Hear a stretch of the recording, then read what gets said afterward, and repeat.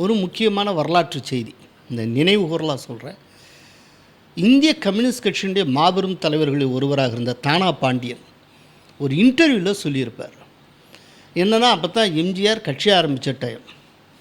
சின்னம் கேட்டு எந்த சின்னத்தை தேர்ந்தெடுக்கலாம் என்ன ஏதுன்னு யோசிச்சுட்டு இருக்கிற ஒரு டைம். அப்போது எலெக்ஷன் கமிஷனில் அப்ளை பண்ணியிருக்காங்க, எல்லாம் பண்ணியிருக்காங்க. அந்த டைத்தில் ஏதோ ஒரு கேம்பெயினு ஏதோ ஒன்று, அதுக்காக எம்ஜிஆர் சோழவந்தான் பக்கத்தில் வந்திருக்காரு. அவரும் தானா பாண்டியனும் ஒரு வேனில் இருக்காங்க. அப்போது இந்த சிம்பிள்ஸ் எல்லாம் இருக்கக்கூடிய பட்டியலை எம்ஜிஆர் கொடுத்து, இதில் எது எடுக்கலாம் பாண்டியன் கொஞ்சம் சொல்லுங்கள் அப்படின்னு இது பண்ணியிருக்காரு. இப்படியே பார்த்துட்டு வந்தவர் சொன்னாராம், சார் நம்ம இருக்கிறது சோழவந்தான்.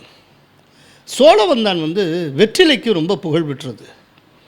தமிழ்நாட்டில் வெத்தலைங்கிறது ரொம்ப மங்களகரமான ஒரு விஷயம்.